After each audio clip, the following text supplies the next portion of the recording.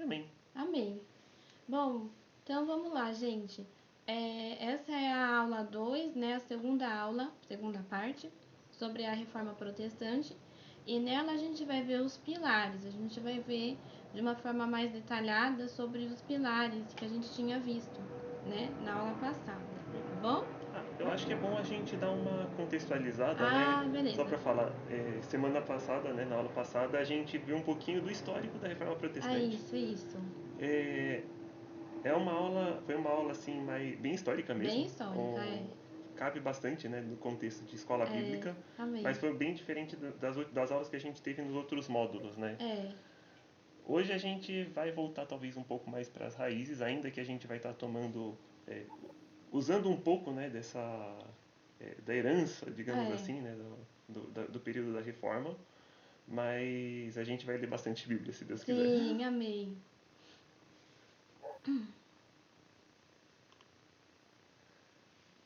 E aí a gente tinha visto algumas consequências, né? Então, por exemplo, o incentivo à divulgação da Bíblia, a tradução da Bíblia, por exemplo, né, em vários idiomas, surgimento de comunidades cristãs independentes na Europa Ocidental, né? Independentes da Igreja Católica. Isso. E do papado, né? Isso, Romano. isso. E a gente viu, né, que existiam, que foram, que se solidificaram, né, algumas doutrinas fundamentais. A gente até colocou a fotinha aqui da coluna. Uma coluna.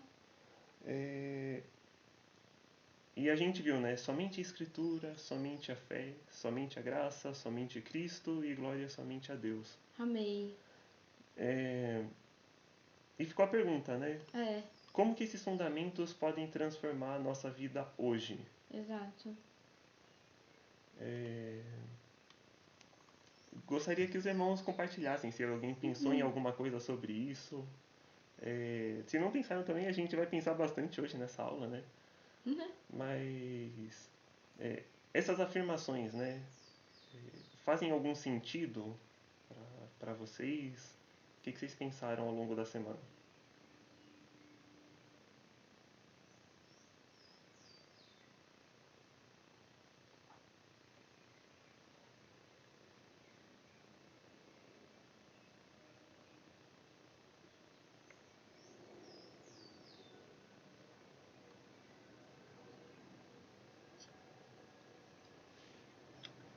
Todas essas afirmações são positivas, né? Porque se a gente for no contexto bíblico mesmo, né? A palavra de Deus diz: conhecereis a verdade e a verdade vos libertará. Então, a palavra que nos fortalece, né? Que é a base de tudo, né? A Bíblia é a base. A Bíblia é o nosso conteúdo diário, né? Entendeu? É o nosso fortalecimento. E a gente temos que se abastecer todo dia, né? Da palavra. Esse é o meu ponto de vista. Amém. Amém, irmão. Amém.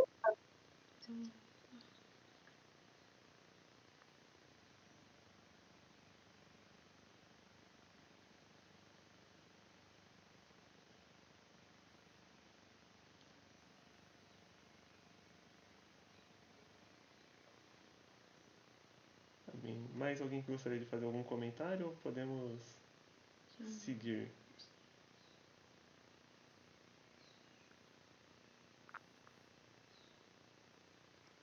Sem fé é impossível agradar a Deus. Amém. Amém.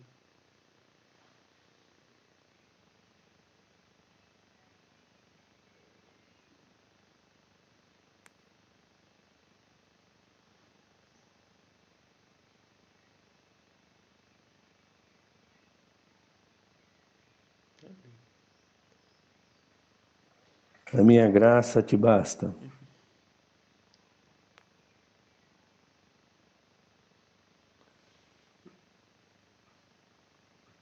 Ninguém fala nada? Cristo em nós, a esperança da glória.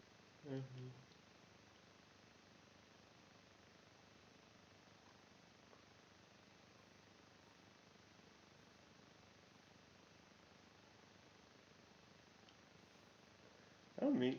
O legal é que assim, foram citados textos aí, a gente não pegou especificamente nenhum deles, mas todos confirmam mais, né? Porque assim, é, isso é uma coisa que a gente consegue ver. Essas 5 frases, né, essas 5 afirmações, né, somente a Escritura, somente a fé, somente a graça, somente Cristo e glória somente a Deus, elas são realmente base do Evangelho.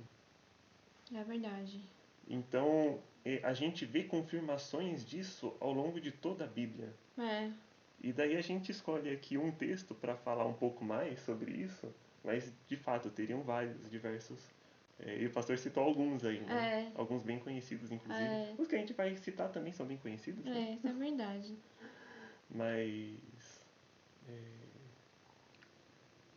Em suma, é isso aí.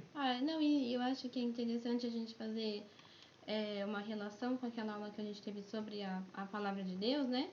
Que é isso mesmo, que uma coisa reforça a outra, porque elas estão juntas, elas estão interligadas. Então, isso é um exemplo prático que a gente tem sobre a, a, a correlação que tem na Bíblia, a articulação que tem na Bíblia. Toda ela se articula com ela mesma, né? Então, todas as coisas estão ali conectadas. Amém. Bom, então vamos seguindo. Isso. Vamos seguindo. Então, começando pela primeira afirmação, né? Somente a Escritura. Isso. Que a gente gostaria que um dos irmãos... A gente vai ter 5 textos para ler? Isso. Então, gostaríamos que um dos irmãos lesse esse texto aqui de Romanos 10, do versículo 12 ao 17. Vou abrir aqui.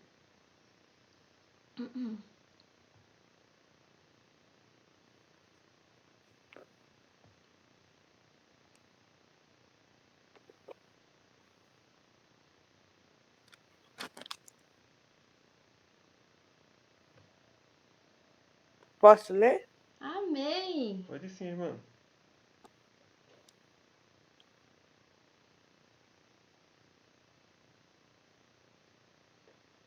Do 12 ao 17, né? Isso, Romanos 10, do 12 ao 17. Não há diferença entre judeus e gentios, pois o mesmo Senhor é Senhor de todos e abençoa ricamente todos os que o invocam. Porque todo aquele que invocar o nome do Senhor será salvo. Como, pois, invocarão aquele em quem não creram? E como crerão naquele de quem não ouviram falar? E como ouvirão se não houver quem pregue? E como pregarão se não forem enviados? Como está escrito, como são belos os pés dos que anunciam boas novas. No entanto, nem todos os israelitas aceitarão as boas novas, pois Isaías diz: Senhor, quem creu em nossa mensagem? Consequentemente, a fé vem por se ouvir a mensagem, e a mensagem é ouvida mediante a palavra de Cristo. Amém. Amém. Aleluia. Obrigado, irmã. Obrigada, irmã. Não. Tá bom, então. Bom, a frase final desse trecho é o que mais importa pra gente, mas tudo aqui é importante, especialmente no exemplo que a gente vai citar. A gente vê, né? A fé vem por ouvir a mensagem, e a mensagem é ouvida mediante a palavra de Cristo. Amém. Ou seja, é impossível a gente ou alguém compreender o Evangelho se o Evangelho não for pregado. Se a mensagem não for falada, se a palavra de Cristo não for falada, né? Então, não é possível ter fé sem a pregação da palavra de Cristo. E essa própria palavra é a fonte de interpretação e segura sem erros dela mesma, né? É dela que vem o entendimento, o conhecimento, a compreensão. Amém. E aqui a gente colocou um exemplinho, né? Então, a gente tem aqui uma pessoa aqui, uma menina aqui. E graças a Deus ela começou a pensar aqui no Evangelho. Não sei se vocês estão conseguindo ver aí. Agora foi. Foi, ótimo. Aí tá aqui, verdade. Esqueci. É isso aí. Então, tem aqui a menininha, ela começou a acreditar aqui no Evangelho, na mensagem, na palavra de Cristo, né? Como o texto está falando, né? A questão é que é impossível que ela creia se não tiver alguém para falar para ela dessa mensagem. E aí a gente tem duas coisas, né? Primeiro, o Evangelho é a pregação da mensagem, da palavra de Cristo, e não de acréscimos e nem de extras.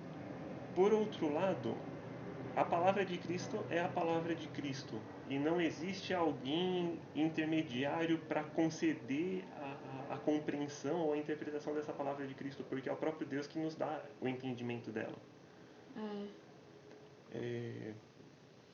Então a gente vê aqui, né, algumas coisas, né? Primeiro, a Bíblia é a única fonte de doutrina e de interpretação. A mensagem vem por meio da palavra de Cristo, né? Como está no versículo 17. A mensagem é ouvida mediante a palavra de Cristo. A Bíblia é a única fonte de doutrina e de interpretação. Sim. E daí a gente pode afirmar, né? Não tem nenhuma instituição que detenha monopólio de interpretação. Isso contrasta, né? Essa ideia contrasta muito com aquilo que a gente vê em outras religiões, especialmente, né? Pensando em reforma protestante, né? Que é aquilo que se vê no catolicismo. Porque a Igreja Católica entende que somente ela tem o poder e a capacidade de interpretação da Bíblia. Ela não permite que as pessoas possam não diria confrontar, mas apresentar pontos diferentes de divergência. Sim. Porque somente ela tem a interpretação certa. E daí surgem heresias, surgem ideias erradas, interpretações erradas a partir da Bíblia. E por isso que é essencial que todo cristão tenha acesso à Bíblia. Exato. Para conferir e para aprender. Tanto para estudo individual, para um aprendizado, como também para conferência. Então, por exemplo, nessa situação aqui de uma menina que está pregando para outra, essa que está ouvindo a palavra de Cristo, ela pode ver na Bíblia se aquilo que ela está ouvindo é Bíblia mesmo. E ela deve fazer isso. Porque todo ensino, toda a mensagem, né, vem da Escritura, vem da palavra de Cristo. A mensagem é ouvida mediante a palavra de Cristo. Amém. Amém? Amém. Amém. Bom, então vamos pro segundo tópico. Aleluia. Amém, Jesus. Somente a fé. Aí então a gente tinha visto a gente tinha visto Romanos, né? Também. Vamos lá, vamos continuar naquele último trecho, né? Okay. A gente tinha... Não, esse é outro. Esse é o Romanos 1. Então porque eu não coloquei aqui. É verdade. Agora, gente, que eu tinha lido errado. Agora, pessoal, eu gostaria que os irmãos abrissem Romanos 1. A gente vai ler dos versos 16 e 17. Que aquele outro era Romanos 10. Exatamente. Que esse é Romanos 1.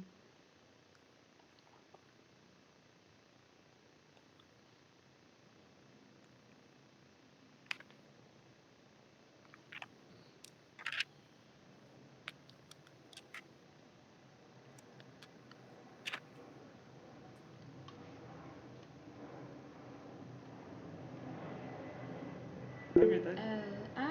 Amém, Sá. Pode por favor. Ler, por favor. Obrigada, Sá. Não me envergonho do Evangelho, porque é o poder de Deus para a salvação de todo aquele que crê. Primeiro do judeu, depois do grego. Porque no Evangelho é revelada a justiça de Deus, uma